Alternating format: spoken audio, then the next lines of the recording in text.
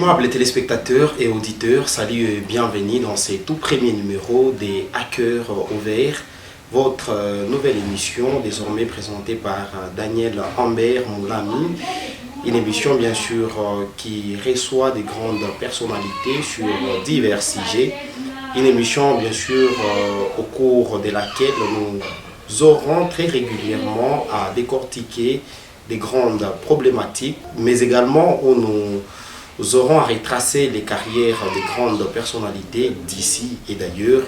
Donc sans plus tarder, déjà pour ce tout premier numéro, mesdames et messieurs, vous allez devoir incessamment découvrir notre invité de cet après-midi. Mesdames et messieurs, comme j'ai été en train tantôt de le dire, nous recevons aujourd'hui un invité qui est bien sûr à ne pas présenter pour plusieurs, mais pour certains autres, à présenter. Il s'agit bel et bien du révérend pasteur Jérémy Kaninda Bin Kaninda.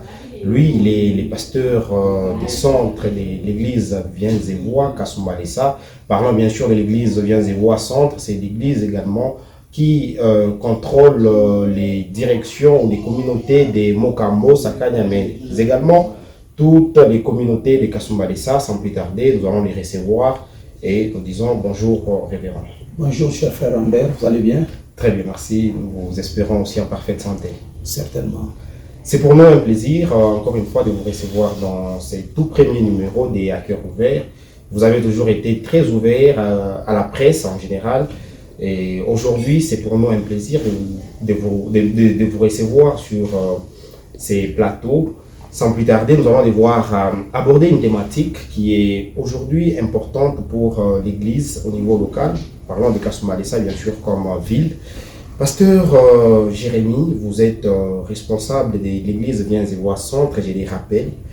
Aujourd'hui, vous, tant qu'homme de Dieu, tant que serviteur, pour ne pas dire grand ou petit serviteur dans cette ville, révérend, comment aujourd'hui pouvez-vous nous faire l'état des lieux de l'église locale à Kasumbalesa?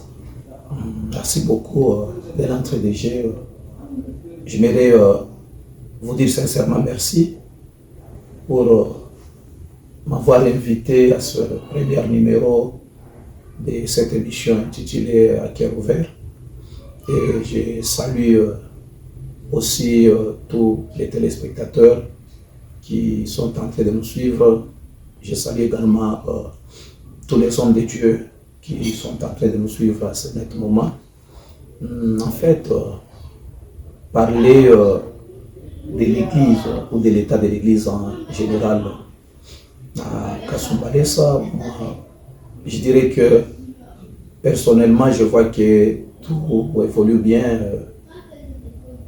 Il y a l'avancement, il y a des églises qui construisent, il y a des églises qui se donnent aussi dans l'œuvre de l'évangélisation par rapport peut-être aux moments antérieurs, par rapport à ce qui se passe actuellement. Il a encouragé les hommes de Dieu et à féliciter les hommes de Dieu pour ce qu'ils sont en train de faire pour l'Église de Dieu en général. Si je peux bien sûr résumer votre réponse, pasteur, ce n'est que satisfaction pour ce qui se présente aujourd'hui dans les cadres de l'Église à Kasumbalesa, mais également, pasteur, on aimerait vraiment comprendre ensemble avec les téléspectateurs, mais aussi les auditeurs que nous suivrons à la radio. Révérend pasteur, quand vous parlez de l'avancement de l'Église aujourd'hui qui est plutôt bien, à quoi vous faites allusion, puisque je vous ai entendu relever par exemple l'aspect lié à la construction de certaines églises, à l'avancement dans d'autres cadres, mais on aimerait peut-être cadrer ces sujets ou cette thématique par rapport à la foi des chrétiens. Pensez-vous vraiment qu'aujourd'hui, vous, dans cette ville, par rapport à tout ce qui est abattu comme travail par les différents pasteurs, au nom de l'Église corps du Christ, vous pensez réellement que les chrétiens aujourd'hui évoluent réellement dans la foi et d'une façon à vraiment rendre fiers vous qui êtes leurs encadrés? Bon, j'aimerais vous dire, si on veut peut-être faire l'évaluation, il faut toujours faire un rétropédalage. Regardez en arrière comment était l'église à Kasumbalesa, comment était la vie en général à Kasumbalesa, et comment était peut-être, quelle était la réputation de cette ville vis-à-vis de la crainte de Dieu et vis-à-vis de l'adoration, vous comprendrez que Kasumbalesa, c'était quand même une ville réputée en fétiche, réputée dans la prostitution et réputée dans beaucoup de bêtises. Si vous venez de Kasumbalesa, vous êtes un serviteur de Dieu invité quelque part, lorsque on vous reçoit, la première question, on vous posera des questions genre, est-ce que le fétiche a déjà diminué à Kasumbalesa? La prostitution a déjà diminué à Kasumbalesa. Mais je pense, quand vous demandez à tous ceux qui étaient dans la ville de Kasumbalesa auparavant et par rapport à aujourd'hui, vous comprendrez qu'il y a un apport que l'évangile a donné et il y a à quoi féliciter les hommes de Dieu qui nous ont précédés dans cette ville et nous féliciter aussi également pour le travail que nous continuons à faire. Pasteur Jérémie Kaninda, aujourd'hui vous félicitez les hommes de Dieu qui vous ont précédés dans cette ville. Et par cela, il y a une question qui nous vient très vite. Pasteur Jérémie, aujourd'hui, quelle est la relation que vous partagez personnellement avec l'ensemble des pasteurs sur la ville, mais peut-être plus particulièrement avec un accent posé sur celui que l'on appelle les pères de la ville, puisque voilà, il est constaté par moment que il y a aujourd'hui dans les domaines pastoraux, il y a ce qui existe comme une certaine forme de réseautage. Il y a en tout cas des pasteurs qui sont, bon, on peut dire, tellement alliés entre eux, jusqu'à point peut-être de discriminer les autres. Vous, personnellement, c'est quoi la relation que vous partagez avec d'autres pasteurs? Bon. En fait, l'œuvre de Dieu, ce n'est pas l'œuvre d'une seule personne. Mais l'œuvre de Dieu, c'est l'œuvre de plusieurs personnes. Et par rapport à ce terme-là, un système de réseautage, nous ne sommes pas dans ça, mais nous nous basons sur ce qui est concret. Je suis dans une communauté, bien sûr. J'ai mon père qui m'a formé, à qui je dois rendre compte de tout ce que je suis en train de faire, premièrement à Dieu et deuxièmement aussi à mon père, qui est mon visionnaire, bien sûr, parce que je suis en train de travailler dans une vision que Dieu a donnée à quelqu'un. C'est mon père que je salue déjà en passant, le docteur Sa Grâce, Bishop Léonard Mathéo Lambalamba. Mais par rapport à la ville, lorsque vous arrivez dans une ville, vous trouvez les gens qui vous ont précédé et qui ont commencé le ministère avant vous. Il y a des moments, vous devez d'abord reconnaître leur travail et aussi des fois se référer à eux. Quand il y a peut-être un programme qui nécessite travailler dans l'unité, quand il y a aussi ce qui est comme conseil, c'est-à-dire je suis en bon terme avec le père de cette ville, c'est là qui ont commencé l'évangile dans cette ville, et tous ceux-là qui ont commencé avant nous, nous reconnaissons le travail qu'ils ont bâti avant nous, et nous avons toujours été prêts quand il y a un travail qui demande que nous puissions travailler dans l'unité, vu que je ne peux pas réussir seul, et l'œuvre de Dieu demande toujours l'unité, et nous sommes obligés de reconnaître les autres pour avancer ensemble, parce que c'est l'union qui fait la force. L'union fait la force, pasteur Jérémie l'a dit, et on est en train comme ça de continuer avec cette émission, mesdames et messieurs. Le numéro est juste affiché au bas de vos écrans. Vous qui aimeriez bien sûr être notre prochain invité, le même numéro vous servira bien sûr d'indice pour nous atteindre, mais également vous qui nous suivez à la radio, nous avons le plaisir de vous épeler les numéros à travers lesquels vous pouvez être en contact avec nous. C'est les 097 77 69 547, 097 77 69 547. Grâce à ces standards mobiles, mesdames et messieurs, vous pouvez être en contact avec nous. On va devoir continuer comme ça. L'union fait la force. Le pasteur Jérémie a ainsi conclu sa relation avec d'autres hommes des dieux de la ville. Pasteur Jérémie, nous allons faire un petit pas en arrière. Ça s'est passé il n'y a pas longtemps dans cette ville. Il s'agit bien sûr d'une campagne d'évangélisation qui a été tenue par les fils héritiers du grand évangéliste Renard Abonké, ici chez nous à Kasoumalessa, précisément au terrain Moussoumali. Pasteur Jérémie, nous avons vu en tout cas l'organisation et également nous avons vu être alliés auprès d'autres hommes de Dieu pour ces cultes ou cette campagne écuménique. Pasteur Jérémie, aujourd'hui il y a dans les publics certaines langues qui nous épellent ou nous font savoir réellement que ça a été en même temps une réussite pour les organisateurs, mais une déception pour certains pasteurs locaux. Dans quel sens? Je vais m'expliquer. Aujourd'hui, quand ces évangélistes sont arrivés, ils ont juste décidé de passer à l'acte, évangéliser gratuitement, puisque la Bible elle-même le dit, il vous a été donné gratuitement, rendez ou donnez aux autres gratuitement. Aujourd'hui, pasteur, on dit c'est, je ne sais pas dire, un enseignement pour la plupart des pasteurs de la ville, parce qu'à un moment, on a tendance que sur la ville, l'évangélisation est devenue payable. Donc, voilà, l'évangélisation ne concerne que ceux qui ont l'argent, parce que quand quelqu'un vient à Christ, on lui dit viens à Christ, mais après on dit tu es malade, tu dois donner autant pour que l'on puisse prier pour toi.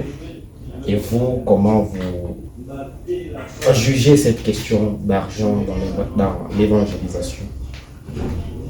Moi, je pense que c'est une question que nous devons aborder avec beaucoup de précision.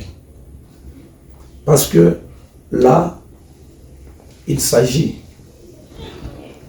des offrandes ou il s'agit des monnaillages, ou soit obligé à payer avant peut-être... Bon, ben, pasteur, j'arrive, j'aimerais peut-être éclaircir. Bon, on pourrait en tout cas parler des monnaillages parce que ça ne s'explique pas, par exemple, que voilà, vous invitez des gens dans une campagne, comme on le voit dans certains cas ici localement, vous invitez des gens dans une campagne d'évangélisation, mais où les offrandes doivent être échéancées.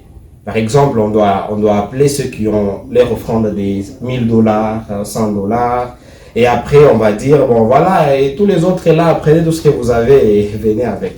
Pasteur, vous ne trouvez pas que c'est peut-être un point qui frustre vraiment les chrétiens? Et aujourd'hui, ça paraît des monnayages de l'évangélisation. Merci beaucoup. Donnez-moi le temps d'éclaircir sur ce point. Parce qu'il y a l'opinion qui est en train de nous suivre et doivent être éclairés par rapport à la parole de Dieu. Mais dire qu'il y a peut-être une frustration dans la ville à ce qui concerne le pasteur, je n'ai pas cette précision. Et si peut-être vous connaissez l'un qui a été frustré parce que dans cette campagne-là, il n'y avait pas eu des offrandes, peut-être c'est vous qui pouvez nous citer ce pasteur-là.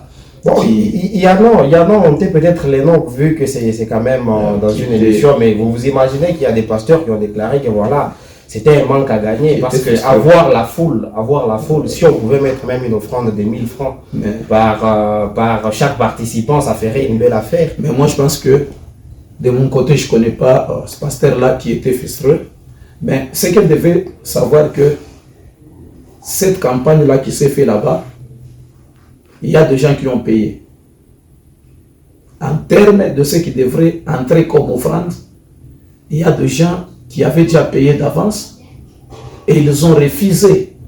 Ce ne sont pas des organisateurs qui ont refusé, mais ce sont des partenaires qui ont refusé que les offrandes soient faites pour qu'eux profitent de cette bénédiction. Et vous devez savoir que l'évangile est gratuit, mais l'évangélisation coûte cher. Quand vous arrivez, vous voyez un conteneur de instruments. ne pensez pas que c'est un produit de la prière. Ils ont élevé seulement la main, ils ont prié et les instruments sont descendus du ciel. Il y a l'argent qui a été utilisé pour que ces instruments soient visibles tels que vous avez vu. Mais chez eux là-bas, il y a des gens qui ont payé, qui ont donné des offrandes pour que cette campagne puisse se faire telle que vous avez vu. Mais chez nous, même quand il y a des gens qui acceptent de se sacrifier non. Et de payer, souvent nous constatons, pasteur, permettez-moi de finir. Souvent vous constatez que même quand il y a des gens, on les constate même dans certains concerts chrétiens, on va dire par exemple, nous avons besoin de 20 litres de carburant. Mais il y a un volontaire qui se lève par exemple avec une somme équivalente à 20 litres de carburant. Mais vous verrez que, bon, on ne veut pas arrêter, on veut que, voilà, que c'est lui qui veut encore rajouter, mais pendant que la volonté ou les besoins étaient d'avoir 20 litres de carburant. Bon, moi, je ne peux pas m'appuyer là, mais c'est que moi, je connais que peut-être quelqu'un peut commencer à demander les carburants parce qu'il connaît qu'ensuite, il va chercher encore pour les transports, peut-être aux instruments. Et lorsqu'il demande pour les carburants, il voit que les gens ont cette tendance à donner et aller au-delà. Ils vont profiter peut-être dans cette occasion de carburant de combler le vide parce que lorsqu'il y a une grande organisation, il y a toujours eu des imprévus. Mais le problème est que chez les Blancs, il y a des gens qui peuvent donner au-delà. Quand il y a un besoin, quand il y a un travail, il y a des partenaires qui peuvent donner au-delà. Et lorsqu'ils sont en train peut-être de soutenir la campagne, ils donnent l'argent et ils le surpassent. Et il y a aussi peut-être ce qui peut rester pour les imprévus. Mais dire que lorsque peut-être il y a un travail évangélique et on demande que qui a 20 000, qui a 30 000, qui a 10 000 et les autres venaient, c'est monnaie l'œuvre de Dieu. Ça, c'est une mauvaise manière de comprendre les choses. C'est-à-dire, tel que nous sommes ici, nous ne sommes pas bénis de la même manière. Et comme nous ne sommes pas bénis de la même manière, nous ne pouvons pas servir Dieu de la même manière. Si moi, Dieu m'a donné 200 $, c'est ce que j'ai dans mes poches. Mais toi, tu as 20 $. Quand toi, peut-être, tu donnes 5 000, moi, je ne peux pas donner 5 000. Je peux peut-être donner 10 000, 20 000, par rapport peut-être aux besoins qui est là. Mais ce qui est mal, c'est lorsque peut-être vous dites que si tu as 1000 francs, ne donne pas. Si tu as 5 000, ne donne pas. Si tu as 20 000, ne donne pas. On ne peut pas empêcher quelqu'un à donner à Dieu par rapport à ses moyens. Et tant que l'Afrique ne se comportera pas comme de blancs, parce que entre les blancs et l'Afrique, c'est nous qui avons beaucoup de richesses. Et contrairement, c'est nous qui devrions normalement soutenir l'œuvre de Dieu afin que nous puissions aller très loin. Mais vous allez voir que jusque-là... Si je comprends, donc même en matière de la foi, au moins vous soutenez qu'il y a des racismes. Les blancs restent blancs en matière de la foi et les noirs. Donc, non. Nous avons un Dieu des blancs et un Dieu des noirs. Le blanc ne reste pas blanc et le noir ne reste pas noir. Mais ce que moi je voulais dire est que nous sommes plus bénis que le blanc. En matière de la richesse que Dieu nous a donnée, en matière peut-être tout l'environnement, la richesse, nous sommes au-delà des blancs.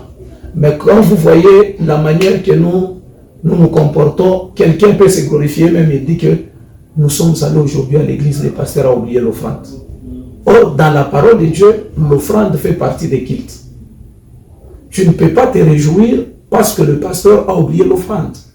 Ou soit, tu ne peux pas regretter parce que le pasteur a dit qu'il y a peut-être 20 000 francs, il peut donner pour l'œuvre de Dieu. Moi, je pense que l'offrande, c'est l'expression de ce que Dieu nous donne. Et quand Dieu nous donne beaucoup, nous ne sommes qu'obligés peut-être de reconnaître et de lui donner par rapport à la dimension que lui nous a donnée. Et tous les téléspectateurs doivent savoir qu'un culte sans offrande, c'est un culte complet. Dans chaque culte, il y a aussi la partie d'offrande. Mais regardez le langage. Un chrétien peut dire, aujourd'hui nous avons beaucoup prié. Vous avez déjà entendu ça? Oui. Aujourd'hui, on nous a bien prêché. Oui. Est-ce que tu as déjà entendu quelqu'un dire qu'aujourd'hui, nous avons bien offert. Bien offert. Merci, pasteur. Si c'est l'offrande, quelqu'un dira qu'aujourd'hui nous a beaucoup demandé. C'est-à-dire, quand nous prions Dieu. Ouais. Quand nous écoutons la parole, ça vient de Dieu. Mais s'il s'agit des offrandes en ce moment-là, on nous demande, nous ne demandons pas à Dieu. C'est-à-dire, à ce qui concerne cette approche-là, nous devons peut-être changer la manière de voir les choses. Ça sera très important. Mais moi, je pense que ne dites pas qu'il n'y avait pas des offrandes. Les offrandes étaient déjà données par les partenaires et ce sont eux qui vont profiter de cette bénédiction, de ce grand travail-là. Merci pour cet éclaircissement, mais également de amples détails, révérend pasteur, que vous avez donné au cours de cette émission, mesdames et messieurs. Donc, c'est ainsi que nous poursuivons avec notre émission. C'est tout premier numéro des Hackers ouverts. On est en train de continuer comme ça. Je suis en train, bien sûr, de dire merci à Alexis Mamboué derrière la caméra, bien assisté par Jules Mwamba. On continue comme ça, révérend pasteur. Nous parlons aujourd'hui de l'état de l'Église, mais nous aurons peut-être un accent plus particulier sur l'Église que vous-même vous dirigez ici localement. Ça fait partie des églises bien connues, des églises bien sûr des renomms. Pasteur Jérémy, vous êtes pasteur des centres à l'Église Bienzévois depuis bien des années, quelques années bien sûr, sur cette ville de Kasumbalesa. Aujourd'hui, quelle est la chose que vous aviez peut-être comme objectif à réellement accomplir dans cette ville, dans le cadre de l'Église, mais que jusqu'à présent, vous n'êtes pas parvenu, et pourquoi? Certainement, je suis en train de combattre ou faire l'effort pour parvenir à une bonne et vraie croissance spirituelle de l'Église. Et aujourd'hui, c'est quoi ces blocages peut-être que vous-même vous connaissez? Il n'y a pas un blocage, mais nous sommes dans ce processus. Mais le problème en est que nous sommes en train d'arranger des choses par rapport peut-être vis-à-vis au background, ou soit à l'arrière-plan de ce que les gens avaient dans leur tête. Vous savez, il y a des moments, Jésus disait que il vous a été dit ceci et moi je vous dis ceci. Si souvent, beaucoup de nos églises, la première des choses, nous parlons de la croissance par rapport au nombre des participants à nos cultes. Vous comprenez bien? Or, il y a la différence entre être une grande église et faire des grands cultes. Vous pouvez faire de grands cultes, mais sans être une grande église. Mais devenir une grande église, c'est, je peux dire, c'est un autre aspect. C'est un autre aspect. C'est là où vous voyez certaines églises, ils faisaient des grands cultes. Quand un problème arrive, ou une situation arrive, ou un coup arrive dans l'église d'emblée, vous voyez l'église qui reste vide. Mais peut-être c'était une église de renommée, peut-être c'était une église considérée, mais vous remarquerez que peut-être ce qu'ils faisaient, ils faisaient des grands cultes, mais ce n'était pas une grande église. La croissance normale, c'est par rapport aux disciples que vous formez et par rapport à la manière que vous intégrez ce que le Seigneur est en train d'envoyer vers vous. Et c'est ça l'objectif et c'est ça le travail que nous sommes en train de faire. Révérend pasteur, vous avez dit vous-même qu'aujourd'hui votre plus grand souhait serait de vraiment amener l'Église à la croissance, dans la foi bien sûr. Mais aujourd'hui pasteur, comment réagissez-vous à ceux qui disent que si, entre guillemets, votre Église n'accroît pas dans la foi, c'est parce que les pasteurs s'essaieraient de tourner de ces missions, de vraiment encadrer l'Église et s'élancer en politique? Bon, vous savez, chacun peut avoir son opinion vis-à-vis de quelqu'un, mais ce que Dieu nous demande, c'est rester fidèle et produire les fruits. Moi, je pense que avant de juger peut-être une personne, il faut connaître son histoire, savoir aussi là où il vient et comprendre qu'est-ce qu'il faisait avant. Être détourné de la mission, c'est quand tu faisais autre chose et d'emblée comme ça, tu embrasses une autre chose, tu oublies ce que tu faisais. Moi, j'ai toujours ce sentiment-là patriotique de voir mon pays émerger et évoluer. Et avec ce sentiment-là, moi je crois qu'il y a toujours un combat entre les vrais et les faux. La lumière et les ténèbres, les mensonges et la vérité. Et s'il y a un combat entre le vrai et le faux, les mensonges et la vérité, si la vérité n'agit pas, le mensonge va s'imposer. Et si la lumière ne s'impose pas, c'est les ténèbres qui va s'imposer. Et vous devez savoir que l'église que je dirige est dans le pays qui s'appelle la RD Congo. Et la RD Congo, c'est notre pays à nous tous. Ce n'est pas seulement le pays des politiciens. Mais si nous prenons peut-être la gestion du pays, nous laissons peut-être toujours entre les mains de mauvaises personnes. Qu'est-ce que nous espérons? Moi, je suis ce pasteur-là qui croit qu'on peut être pasteur et on peut être aussi un avocat. Moi, je suis de ce pasteur-là qui croit qu'on peut être pasteur et on peut être aussi directeur à l'INSS. Moi, je suis de ce pasteur-là qui croit qu'on peut être pasteur et on peut être aussi gouverneur. Mais le problème, c'est quoi? En faisant ce que nous faisons, nous devons rester fidèles. Mais disant que le pasteur Jérémie s'est détourné parce qu'il a postulé, ça, c'est une confusion parce que je te montrerai mon document où j'ai été nommé secrétaire exécutif adjoint d'un parti politique qu'on appelle ADPEC. Et en ce moment-là, c'était en 2015, je n'étais pas encore à Kasumbalesa. Mais peut-être, celui qui me connaît aujourd'hui, il peut dire qu'il s'est détourné de sa mission parce qu'il ne connaît pas mon background, il ne connaît pas mon histoire. Mais depuis 2015, je forme les jeunes dans la politique, je suis dans la politique, nous faisons des conférences pour dire aux chrétiens qu'un enfant de Dieu peut faire la politique, mais la politique qui est propre pour sauver le pays. Demain, peut-être de gens de ténèbres et de la méchanceté.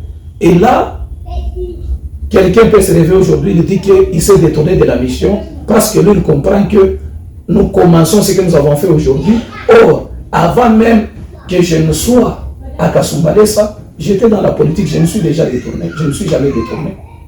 Lorsque j'étais encore ici, les gens m'ont réussi. Le même pasteur là, Jérémie qui connaissait, il était dans la politique, mais c'est parce que nous privilégions, c'est-à-dire les ministères est au-dessus de tout ce que nous pouvons faire. C'est peut-être c'est là où certaines personnes ne remarquent pas et d'autres nous ont remarqué seulement les moments peut-être de la campagne, soit des élections. C'est quand ils ont compris que nous sommes peut-être dans ça, ils pensaient que nous nous sommes détournés. Ce que Dieu veut de nous et que nous restions fidèles et que nous portions de fruits. Pasteur Jérémie, vous avez été candidat aux élections dernières où malheureusement vous n'avez pas eu gain de cause. Aujourd'hui, l'échec aux élections provinciales comme député, qu'est-ce que ça vous a rajouté sur votre expérience, mais également sur votre foi en tant que chrétien d'abord? Sur ma foi en tant que chrétien, c'est que moi je retiens que tout concourt bien de ce qui aime Dieu.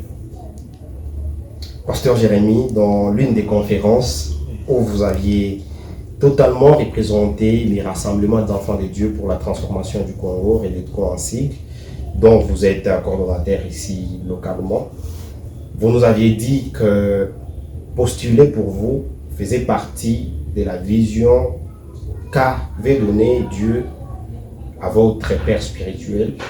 Aujourd'hui, vous aviez postulé et que vous avez échoué les élections. Est-ce le Dieu qui a parlé à votre père spirituel est-il faux? Est-ce le message qui a été donné par votre père spirituel, j'y arrive, était-il faux?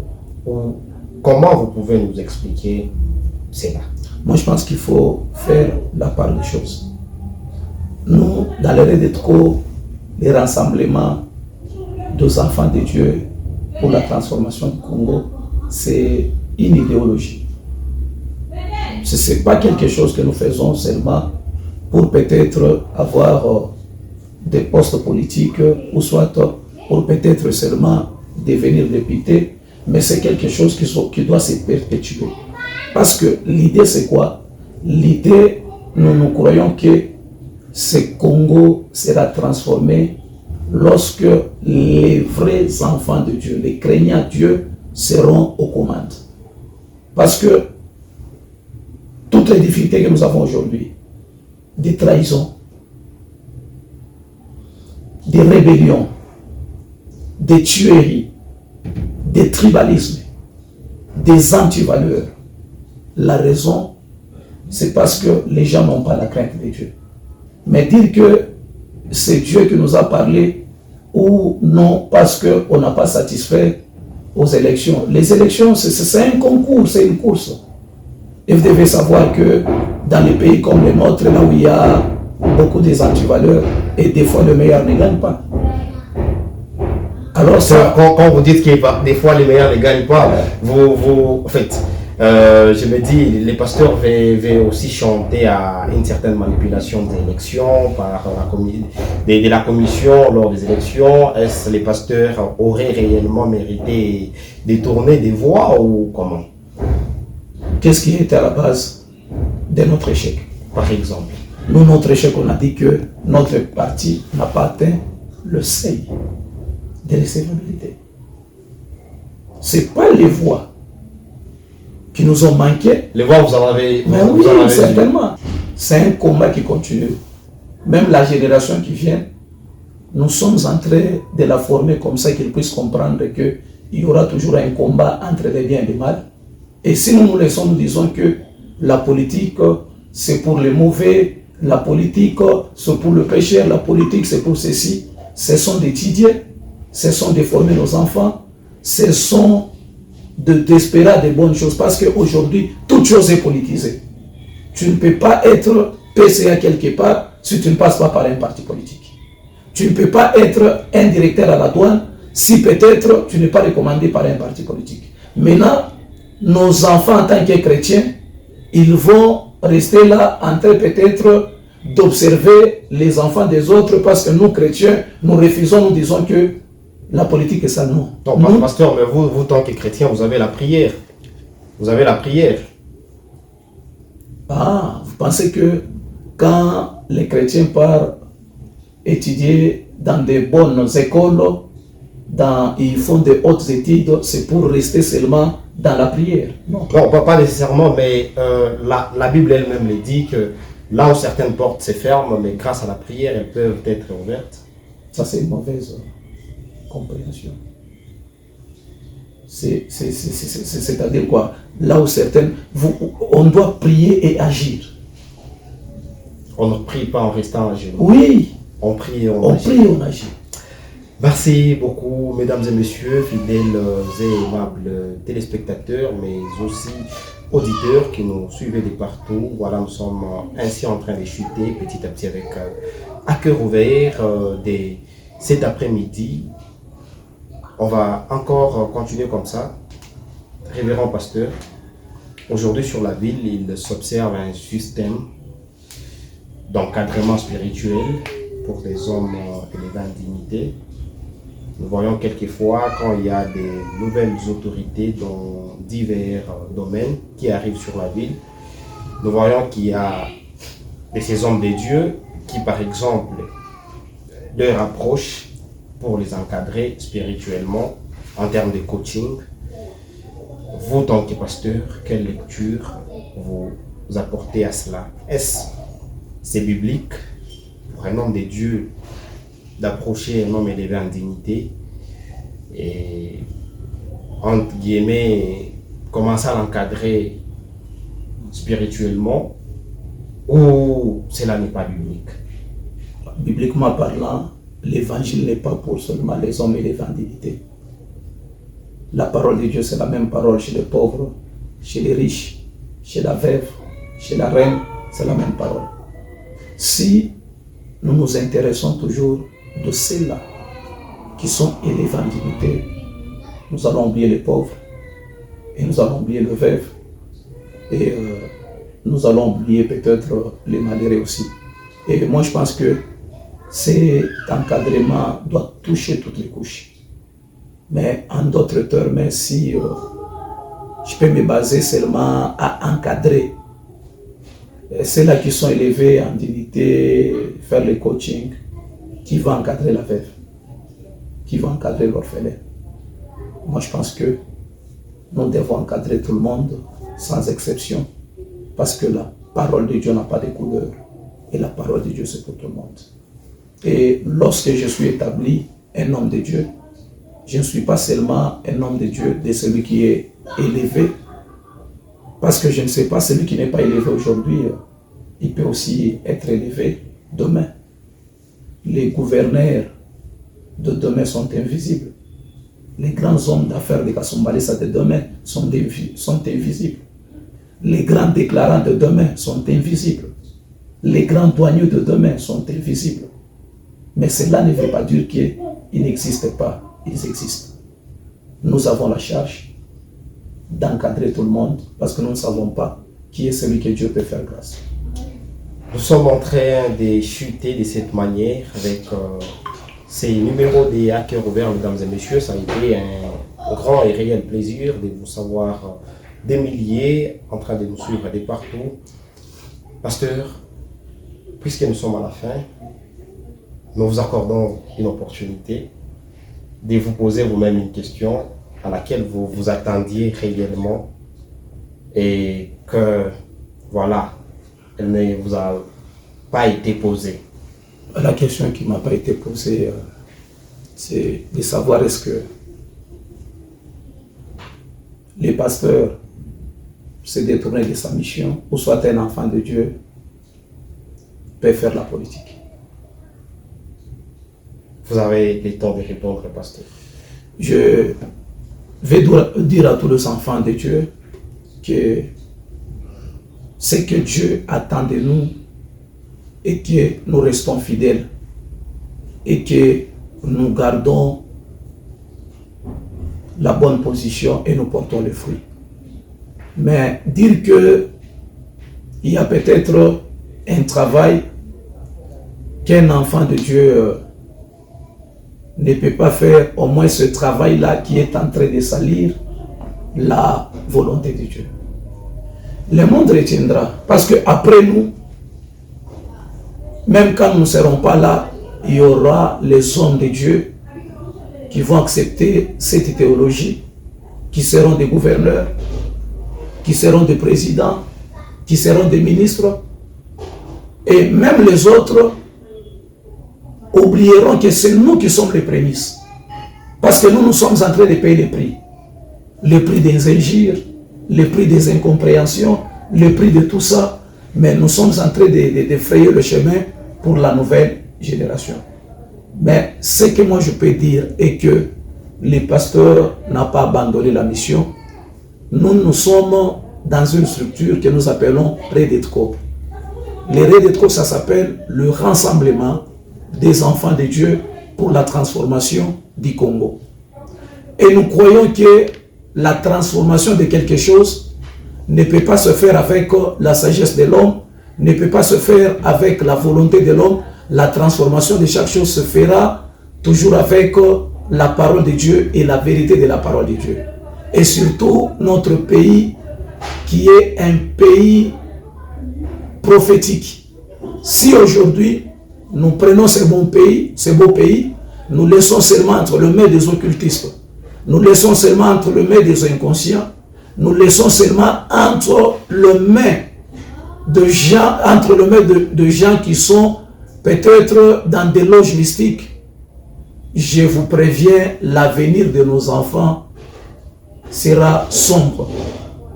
Parce que nos enfants doivent demeurer chrétiens, et en demeurant chrétiens, ils doivent occuper les postes favorables au sud du pays.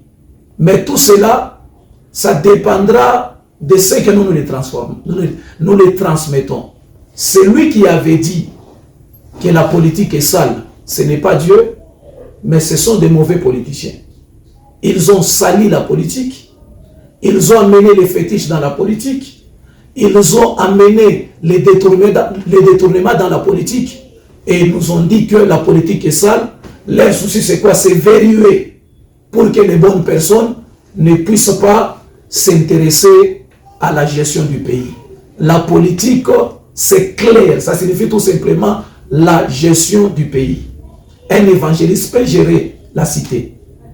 Un pasteur peut gérer la cité s'il y a la disponibilité.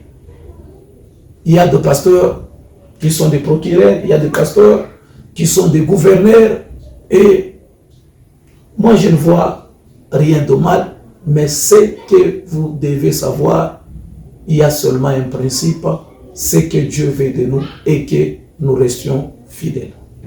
Ce que Dieu veut de nous et que nous restions fidèles, mesdames et messieurs, c'est par ces mots que nous clôturons ce tout premier numéro des À cœur ouvert, qui vous a été présenté bien sûr par Daniel Ambert, mon ami. Nous avons reçu pour vous le pasteur Jérémy Kaninda Ben Kanida, pasteur des centres de l'église Viens-et-Vois. Avec lui, bien sûr, nous avons eu à décortiquer différentes thématiques, mais avec la thématique principale qui a rôdé autour de l'état de l'église, soit l'état des lieux de l'église locale à Kasumbalesa. Ça a été un plaisir. Merci à Anissé Mamboy qui nous a réalisé, mais également Jules Mamba pour l'assistance. Ça a été un plaisir, mesdames et messieurs. Restez branchés, retrouvez-nous au prochain numéro. Ciao, à la prochaine.